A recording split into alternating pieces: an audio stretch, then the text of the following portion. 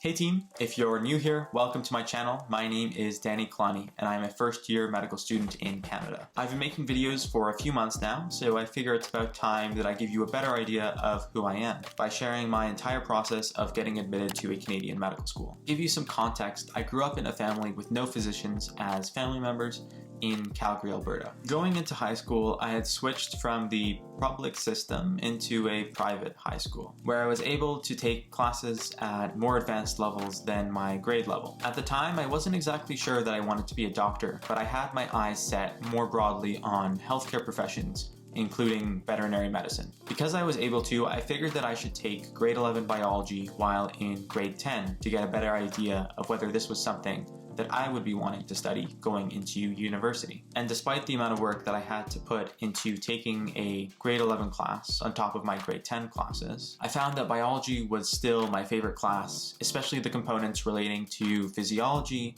and human medicine. Outside of school, I was just beginning to become involved in a variety of things in my community. At first, this was something that I was quite hesitant to do, since I was a lot more introverted than I am now. During high school, I started to volunteer at the Connect Teen program as a part of the Distress Center in Calgary. The program was put in place to give teenagers a supportive person to talk to when they're going through things like mental health struggles, issues like domestic abuse, or pretty much anything that a teenager could be going through. As a volunteer, I would be put in touch with clients by phone call or by text. My job was to lend an empathetic ear, ensure that the client was safe, and refer to resources when applicable. There was extensive training going into this on how to deal with a variety of different crisis situations, as well as more broadly, how to more effectively help callers. I also began volunteering in Calgary at a local hospital within their palliative care ward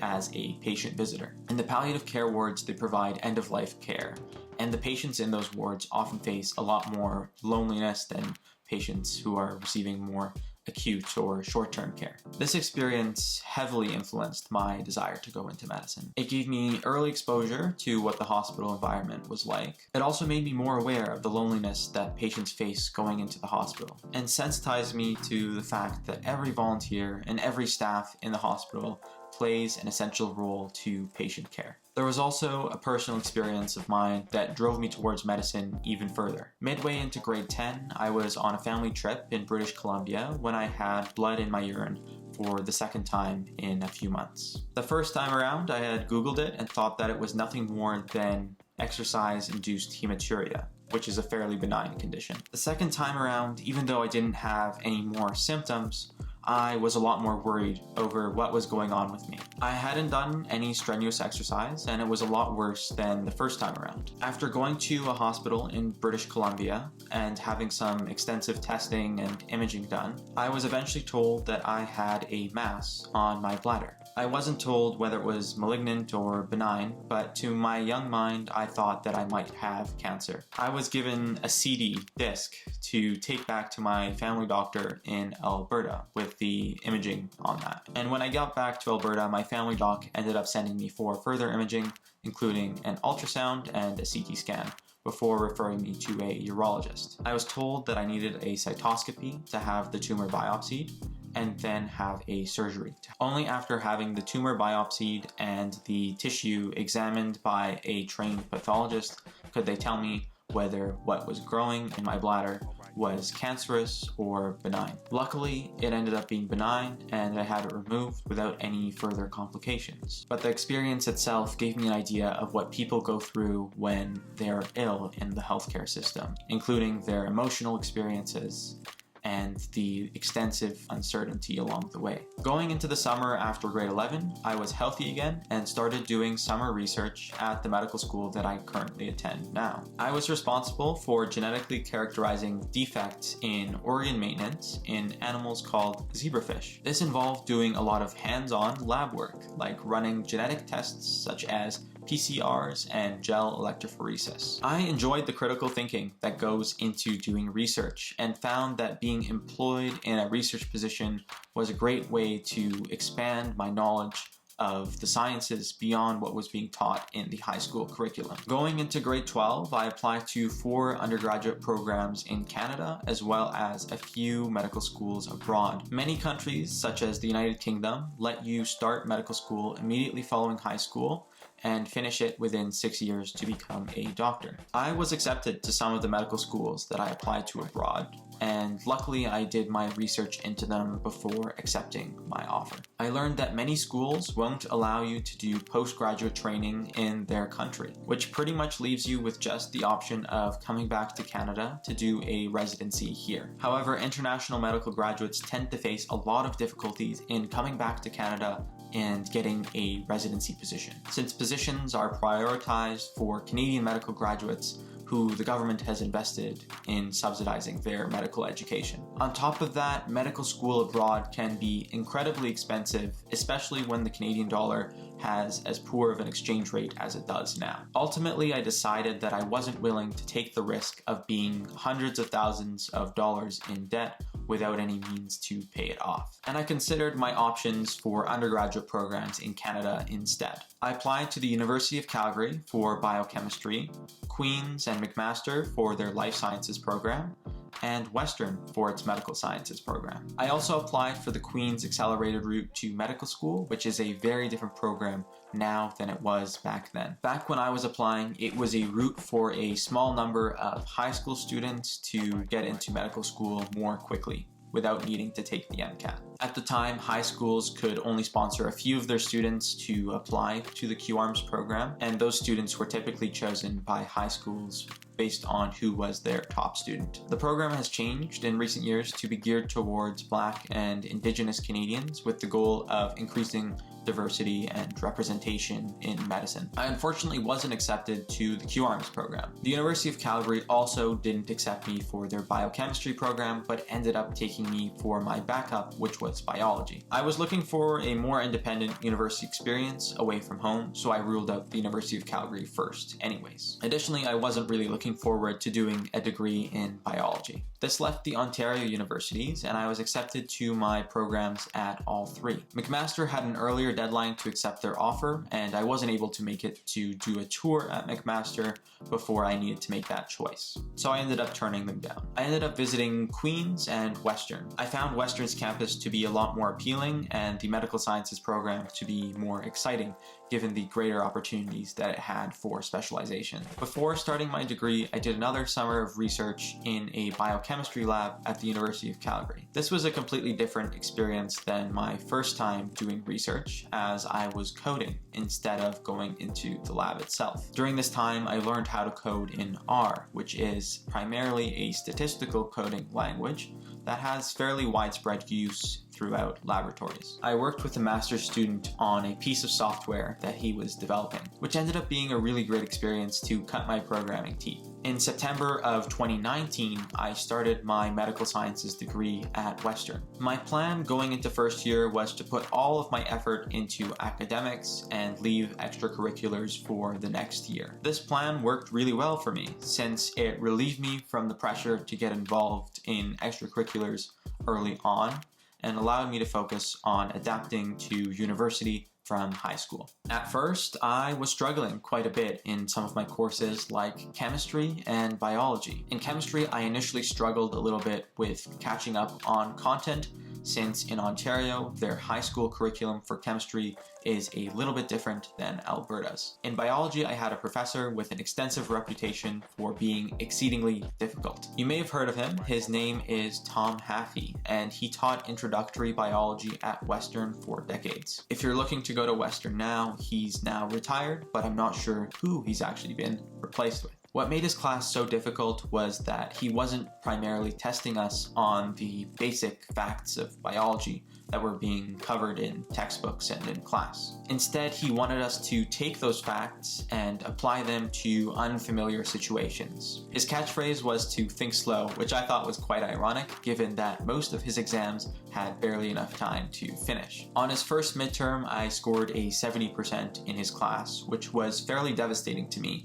coming from having a 92% average in high school, going down to a 70. Going into the second midterm, I made it my goal to find ways to adapt to his methods of examination. I did this by focusing on understanding over memorization, which ended up paying off with an 80% grade on the second midterm. This made it clear to me that what I was doing was working. I just needed to commit to it a little bit more. This course specifically required that, because if Tom Haffey wasn't going to be testing us on our ability to memorize, then why focus on that? Instead, I should be prioritizing understanding. I ended the course with a 4.0, and I believe that in the end, I really strengthened my critical thinking skills. I believe that these skills really came in handy when I was writing the MCAT, since the MCAT tends to test you on your application of knowledge as opposed to memorization alone. I'll touch on the MCAT a bit more later on. By the end of the first semester, I had really figured out how to adapt my study strategy to university. I managed to score a 4.0 in all of my classes except for physics, where I scored a 3.7. Because I had gotten involved heavily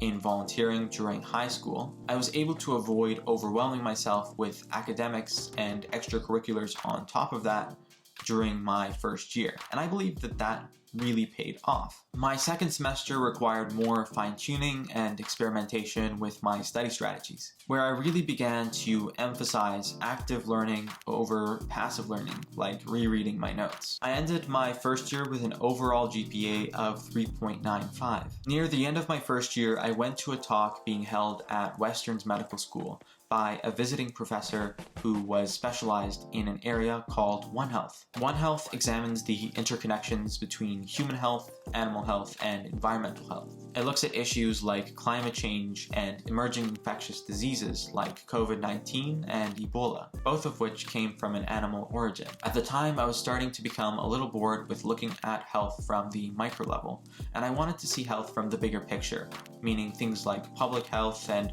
social determinants of health. I think that my broader interests in health, including veterinary medicine, and my ongoing interests in human medicine made One Health a really intriguing topic for me. I ended up chatting with the professor afterwards, and he inspired me to go on to start a club at my university called the Western One Health Club. During the summer after first year, I took an online course in biochemistry while also doing some summer research at the University of Calgary in the same lab that I had worked in previously. This time I was working on statistical analysis using R while also generating my own data by going into the lab. I learned many different skills like how to culture bacteria, how to calculate and find minimum inhibitory concentrations for antibiotics, as well as how to use a $1 million machine called a mass spectrometer. Going into second year, I was taking more advanced science courses and officially launched the Western One Health Club. I spent much of my time outside of schoolwork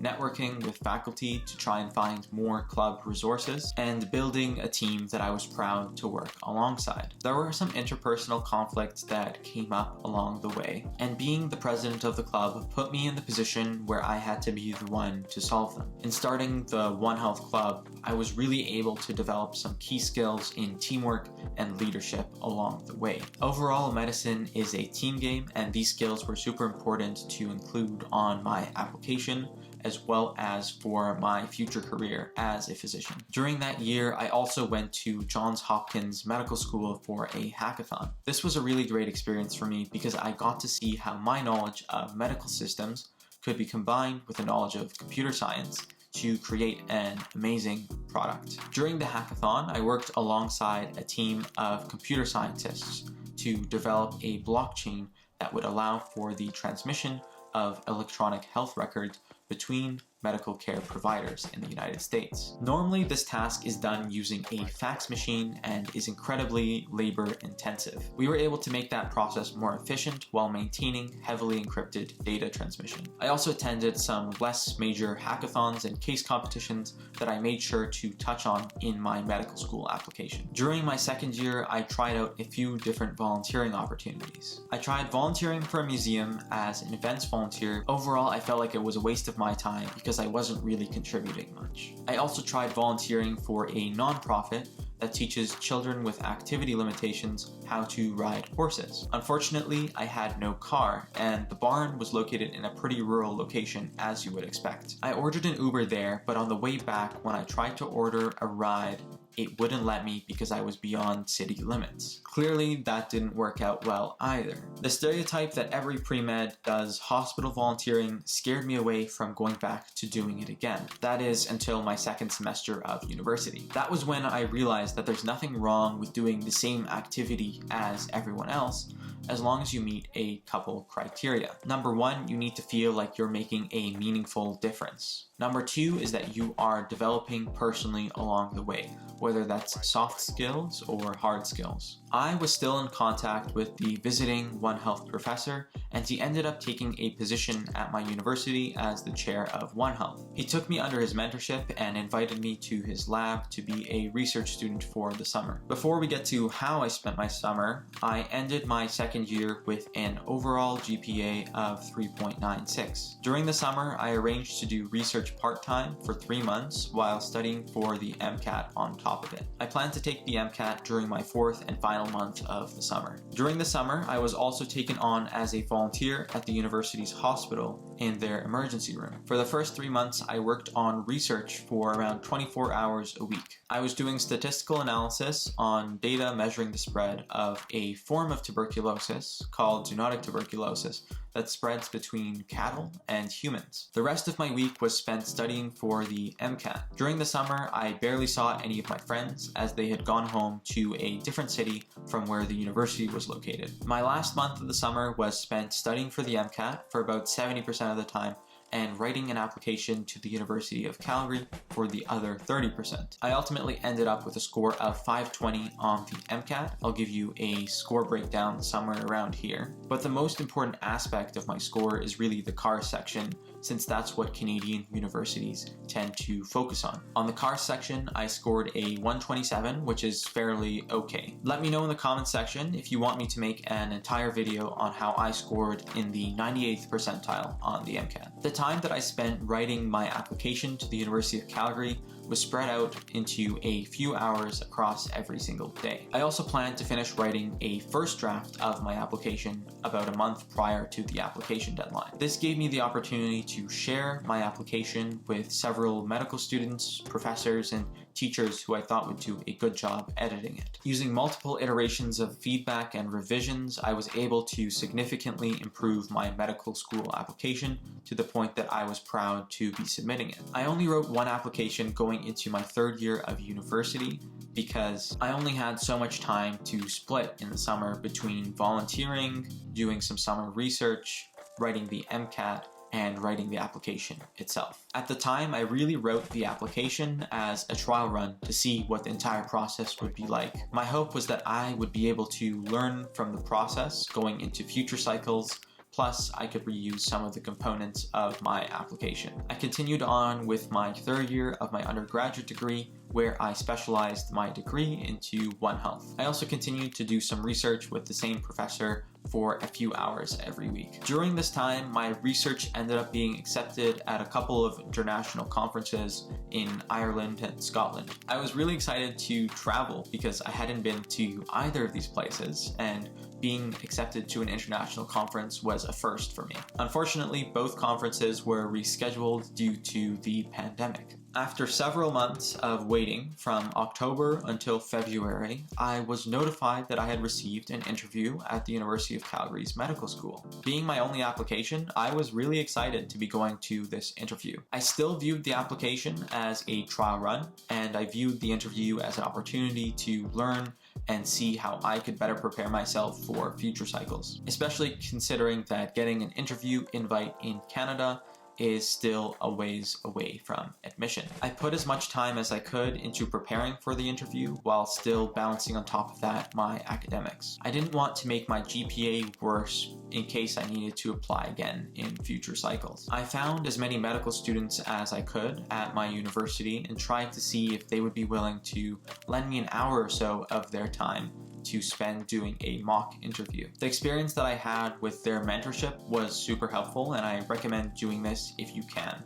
to anyone. I also tried out a multiple mini interview prep session that my university was putting on for free. Although I didn't find it super helpful since I was being interviewed by fellow students who were also applying to medical school. Applicants to medical school generally don't have the best idea of what medical school admissions committees are looking for in the interview, which makes feedback not that helpful. Overall, I prefer to have feedback backed by experience, which is why I went with trying to get as many medical students as possible to help me with interview prep. I had around a month to prepare for my interview, which I felt like was probably enough. Then I flew across the country to Calgary for my interview. This was before the entire country had gone into lockdown, so my interview was in person. The interview itself was around 3 hours and it felt super tiring by the end. Like any interview, I had come out thinking that I had done spectacularly, and over time and ruminating, I started to identify some of my mistakes. For many people, the worst part of the entire application process is waiting back to hear from the admissions team. After another few months of waiting, I heard back from the admissions team in May and was notified that I had been put on the wait list. There was no indication as to where I was on the wait list, which was super frustrating. I found that it was even worse than waiting for my initial interview results because I had known that I was close, but there was still a good amount of uncertainty as to how close. Luckily, during the summer, I was able to find some things to occupy myself with. I started a podcast where I interviewed One Health practitioners. My most notable guest was Dr. David Navarro, who is a COVID advisor to the Director General of the World Health Organization. I also continued on with my research remotely for the same lab. I found it increasingly difficult to plan my life, given that I had two separate paths ahead of me that would require completely different plans. On top of it all, we were in the middle of a pandemic. By July, I had heard nothing back. The first week of classes at the medical school had started, and I had yet to hear back from the admissions team with a final decision. Just as I was beginning to move on and start to write my applications to medical schools for the next cycle,